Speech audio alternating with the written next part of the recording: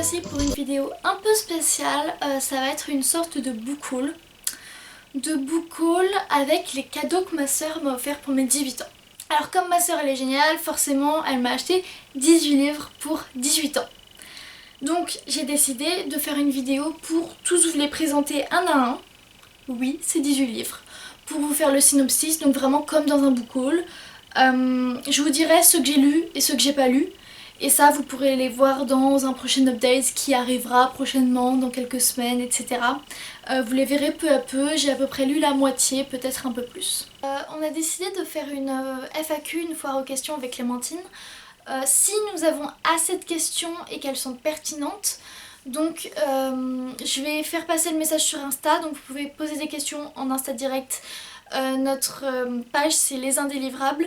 Il me semble qu'il y a le tiret du bas entre les et indélivrables. Vous pouvez donc nous voir sur notre chaîne Instagram, enfin notre compte Instagram. Sinon vous pouvez me dire dans les commentaires toutes les questions que vous voulez poser à l'une, à l'autre, sur nos vies personnelles, sur nos livres, etc. Vous pouvez poser autant de questions que vous voulez.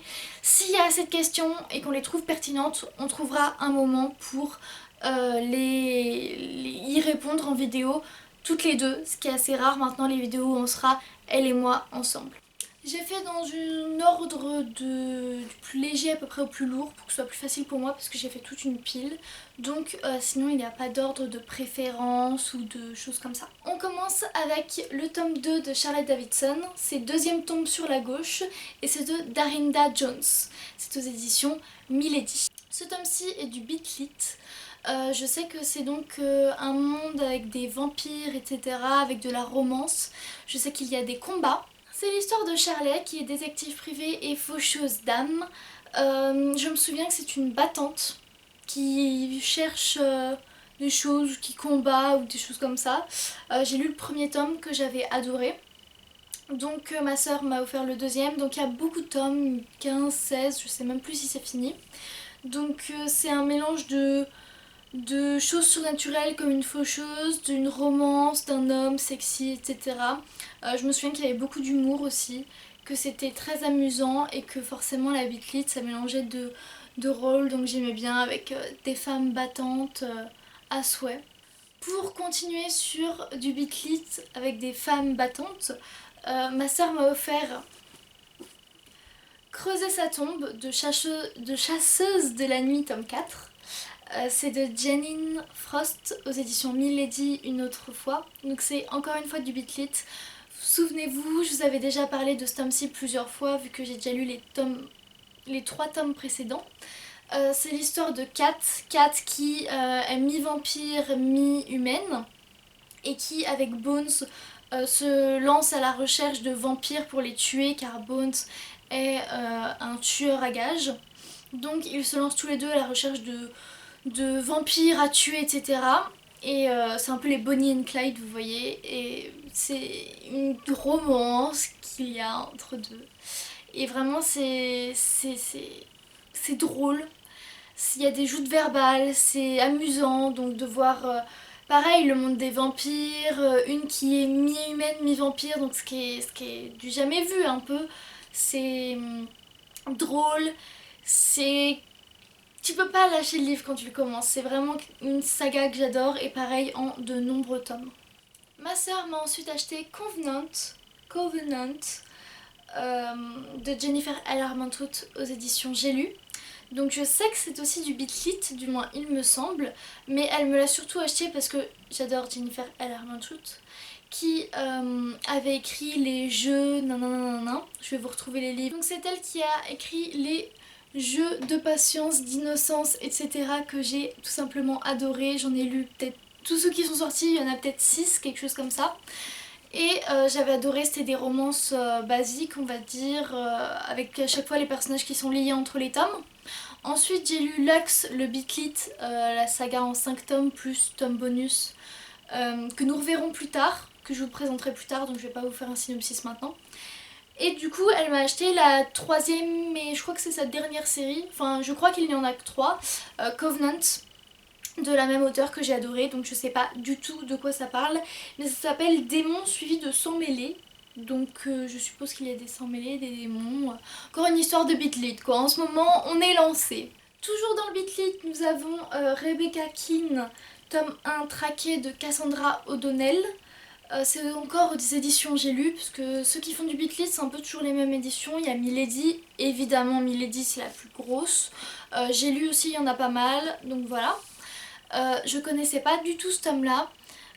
Du tout, ça me dit rien, ni l'auteur, ni le livre, etc. J'ai du coup un peu regardé la 4ème de couverture pour pouvoir vous présenter un maximum, même si je ne connais pas. Je sais qu'il y a des histoires de sorcières et de loups-garous.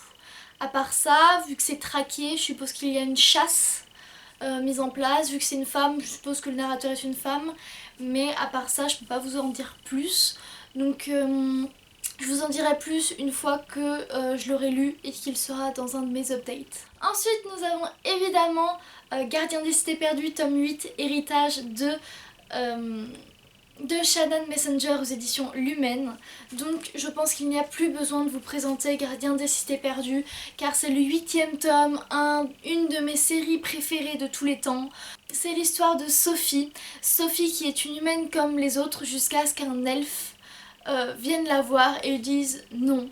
Ils lui disent, qu'ils lui disent, c'est du subjonctif, je crois. Et qu'ils lui disent écoute Sophie, t'es pas une humaine, t'es une elfe et il faut que je t'emmène avec moi pour que... Enfin, je t'ai retrouvée quoi, viens avec moi. Et du coup, elle découvre ce nouveau monde avec... Donc c'est un peu de la fantasy. Au début c'est du fantastique, mais après c'est carrément de la fantasy. Donc elle découvre ce monde tout nouveau pour elle. Elle se fait des amis, des amours un peu, mais c'est plus au second plan parce qu'elle est jeune, elle doit avoir 12 ans, quelque chose comme ça.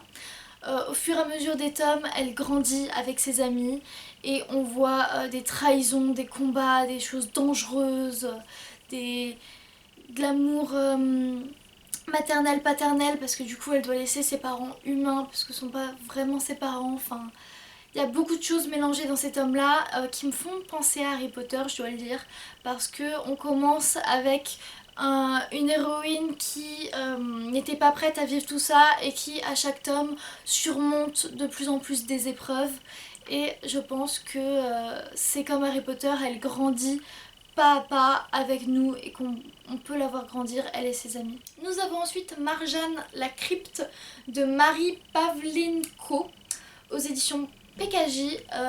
Cette histoire pareil je ne connaissais pas du tout, jamais entendu parler. Donc je pense que c'est une histoire de gargouille comme il y a devant. C'est soit du fantastique, soit du fantasy à mon avis.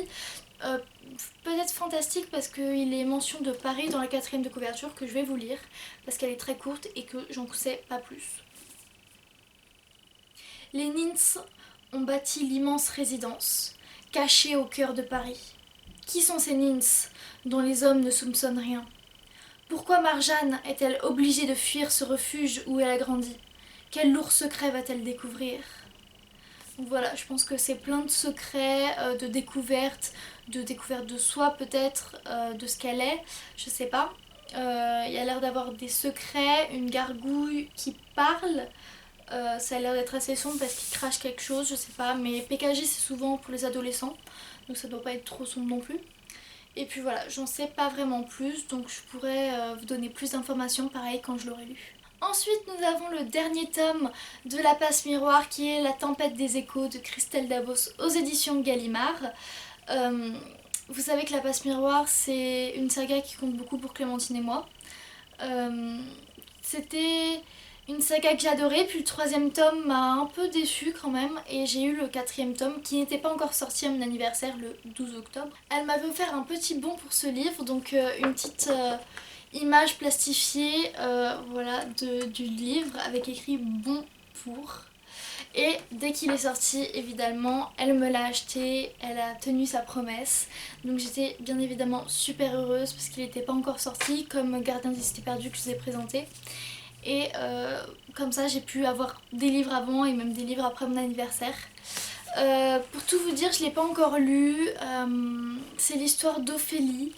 Ophélie qui doit se marier avec un homme très glacial et sombre poussée par sa famille et elle le rejoint sur son territoire, on va dire, qui est très loin de sa famille. Il n'y a qu'un chaperon, donc sa tante, il me semble qu'il peut la suivre.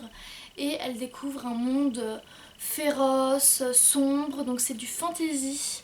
Du fantasy avec de la magie, des choses comme ça qui sont étrangères à nous, communs des mortels, et qui sont normales pour eux. Donc c'est une lecture très grosse, pas du tout faite pour les enfants, vraiment pas. C'est très compliqué, enfin pas très compliqué à lire, mais par exemple même moi il y a plein de mots que je connais pas. Donc voilà, oui une lecture riche, on va dire. Il y a plein de mots, une lecture plein de mots. Ouais, c'est bien le rhin. Non, je veux dire vraiment c'est un autre type de vocabulaire, on va dire. C'est très enrichissant. Et évidemment l'histoire est totalement hors du commun, ce que j'ai adoré. Et c'est vrai que j'ai pas la force de relire les les 3 tomes précédents pour le moment, mais je le ferai bientôt pour pouvoir lire ce 4e tome, parce qu'il faut que je relise les autres, parce que en fait c'est tellement des briques que j'ai pas la force pour le moment, sachant qu'il y a les cours, etc. Il fait que 563 pages, même pas 600. Vu qu'il est énorme, je pensais qu'il faisait beaucoup plus, mais bon. Mais du coup oui, je les relirai bientôt pour pouvoir lire celui-là parce qu'ils sont tellement gros, énormes, il y a tellement de détails comme dans les Harry Potter, à chaque fois tu peux pas retenir tous les détails dans les livres. Bah voilà, là il y a tellement de détails qu'à chaque fois je dois relire les précédents pour le suivant qui sort à peu près tous les 2 ans. Ensuite nous avons Number 10 de Seiji Doughty aux éditions Robert Laffont. Donc ça c'est un peu un préquel. Préquel c'est avant ou c'est juste une suite de série? Enfin, un tome compagnon, on va dire, une série compagnon. Je sais pas comment vous dire ça. Voici des séries télé correspondant à Compagnon, d'un vrai compagnon à Cairns, en Australie, et les compagnons de Géo. Mais qu'est-ce que Siri m'a fait? Il a entendu une série compagnon et il m'a dit voici des séries TV correspondant à compagnon. Mais c'est du n'importe quoi Siri. Tais-toi. Oh là là, désolée. Hein. Donc je sais plus trop ce que je disais, ça vient de Night School, donc la saga de 5 tomes que j'avais adoré. Donc c'était l'histoire d'enfants qui étaient dans une école, on savait pas trop ce qui se passait, c'est une fille Sheridan, donc c'est son nom de famille, je me souviens plus de son prénom. Pourtant je l'ai relu il y a genre vraiment pas longtemps. Ali, c'est l'histoire d'Ali qui, ses parents l'envoient dans cette école parce qu'elle a fait trop de bêtises. C'est encore fait arrêter par les flics. Donc ils l'envoient dans ce pensionnat anglais. Est-ce que ça se passe en Angleterre? Et elle se redécouvre, elle apprend qu'elle aime travailler, un peu comme dans Harry Potter avec plein de travaux à faire. Elle se découvre des amis, elle découvre aussi qu'il y a des secrets qui se passent dans l'école et elle comprend pas beaucoup ce qui se passe, elle comprend pas très bien, on sait que tout le monde lui cache des choses, ne veulent pas lui dire qu'est-ce qui se passe, du coup elle se met à creuser, etc., elle se fait des amis, etc. Donc c'est un peu l'histoire de l'école. Je précise que c'est pas du fantastique, parce que moi je pensais que c'est du fantastique, mais en fait non, c'est du contemporain. Du coup voilà. Et donc ce tome en vient, on retrouve un des personnages qui était au second plan, voire au 3e plan dans la Night School. Et c'est l'histoire ici de la fille de la première ministre qui se voit attribuer un garde du corps, qui est du coup la fille de la Night School qui a vieilli. Enfin pas Ali, l'autre, celle au 3e plan. Et du coup, c'est la fille de la première ministre et elle et sa mère sont menacées. Et du coup, elles ont des gardes du corps et on voit qu'elle n'a pas envie, elle préfère faire la fête, etc. On voit comment elle s'adapte. Donc c'est que le premier tome, c'est une série qui est sortie il n'y a pas très longtemps. Donc j'ai vraiment hâte de lire le suivant parce que je l'ai dévoré. J'ai trouvé ça très facile à lire comme la série Night School. Et je vous donne pas mon avis. Oh, faut que j'arrête de vous donner mon avis. Faut que je le fasse en update. Ah là là. Donc la série Lux dont je vous avais parlé tout à l'heure de Jennifer L. Armentrout aux éditions J'ai lu, la voici, la voilà. Hop, j'essaie de ne pas vous faire de reflets. Donc j'ai eu le tome 1,5 et le tome 5. Le tome 5 qui est le dernier tome de la saga. oublie l'intégrale et opposition. Je conseille de lire le 1,5 à la fin, après le 5, quand les personnages vous manqueront, parce que vous aurez, on va dire, plus de détails, point de vue du mec du tome 1, 2, etc. Donc je pense que c'est mieux quand le livre nous manque et qu'on n'a plus rien à lire de cette saga, qu'on a déjà terminé depuis un moment, et voilà, plutôt que le lire entre le tome 1 et le tome 2, ce qui peut spoiler, sachant que d'ailleurs il y a du tome 2 du tome 3 et du tome 3. Donc déjà, ne pas lire avant le tome 3, et après je conseille moi après le 5.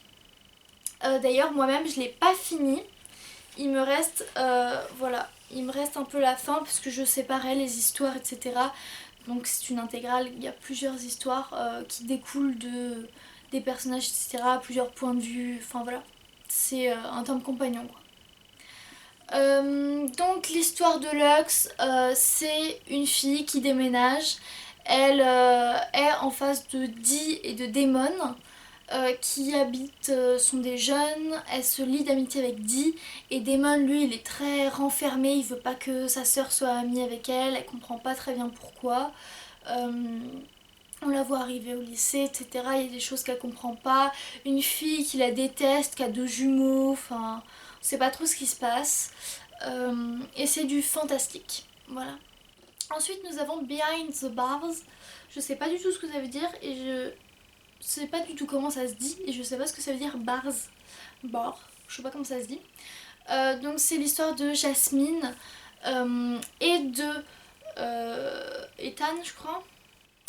L'histoire de Jasmine et de Elliot, pardon.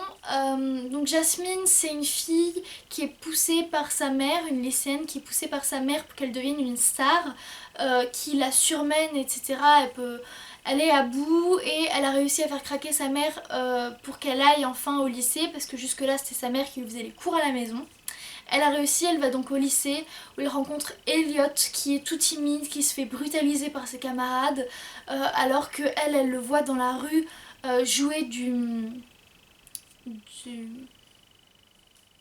pas du trombone, peut-être de la trompette. Jouer de la trompette mais magnifiquement et elle se dit comment ce garçon qui joue dans la rue si sublimement bien peut être aussi timide et se faire brutaliser et marcher dessus, etc. Et elle décide de se mettre en travers du chemin des mecs qui le brutalisent, etc. Et donc c'est une romance entre ces deux personnages, une romance mignonne, profonde, qui change et qui fait voir des manières de penser, qui montre d'autres aspects de la vie, qui montre des choses dures, qui montre plusieurs aspects, etc. Et j'ai pas le droit de vous faire un update. Ensuite, nous avons Briar Université. Je sais plus si c'est University ou Université. The Risk, c'est de Elle Kennedy aux éditions Hugo Roman, collection New Romance. C'est le 2e tome, donc j'ai déjà lu le premier. C'est une romance où, pareil, on change de personnage entre chaque tome. Là, c'est l'histoire de Brenna, qui est la fille de l'entraîneur de l'équipe de hockey. Et c'est une romance avec un mec qui est dans l'équipe adverse, les ennemis de l'équipe que son père entraîne. À savoir que c'est une série qui est, on va pas dire dépendante, mais comme pour la Night School, ça vient de The Goal, etc. Je vais vous les montrer. Voilà, ils étaient juste là, qui vient de The Deal, The Mistake, The Score et The Goal, donc c'est de Elle Kennedy. Elle avait donc écrit The Deal, The Goal, etc. Et en fait, là c'est l'école, enfin c'est l'école, c'est à chaque fois des joueurs, 4 joueurs, un pour chaque tome, de l'équipe que son père à Brenna, du coup de ce tome-ci, entraîne. Donc on voit toute l'équipe à laquelle on s'attache, et là elle sort avec l'équipe ennemie, ce qui est très... ce qui embête peut-être un peu au début, mais bon, après on se prend à fond dans ce bouquin et plus dans les personnages des autres. Même si c'est vrai que parfois j'étais en mode oui mais au début nous on était pour l'autre équipe, hein. Enfin voilà. Sinon très bonne saga, j'avais adoré celle-ci. Celle-ci, enfin celle-là est un peu moins bien, mais c'est toujours vraiment de la New Romance super, trop bien. Ensuite nous avons les Marked Men de Jay Cronover aux éditions Hugo Roman New Romance. Donc le tome 2, le voici, le voilà, et le tome 3. Est-ce qu'ils ont des noms? Non, c'est juste là c'est avec Jet et là c'est avec Rom. Donc ce sont des romances avec des hommes un peu pas style motard parce que voilà, mais ils sont un peu pratiquement tous dans un salon de tatouage, etc. C'est sombre un peu mais pas trop. Les filles sont toutes attachantes. Celle-ci, Cora, elle est vraiment là pour tout le monde, elle fait la dure et au final on voit que beaucoup de choses la touchent. C'est avec Rom qui est lui un ancien militaire qui a combattu à la guerre et qui a été totalement changé par ça et on voit comment il s'en remet, etc. peu à peu, même s'il s'en remettra jamais vraiment. Et dans celui-là on voit Jet et Aiden donc qui habitent ensemble il me semble. Jet qui est un peu dans la musique, etc. et Aiden qui a tout fait pour changer de vie et ne pas laisser réapparaître la dévergondée on va dire qu'elle était avant, et qui fait pas semblant mais qui s'est changé de vie et qui en changeant de ville est devenue la jeune fille toute sage et elle veut pas laisser voir à ses garçons, à ses amis qui elle était dans son ancienne vie.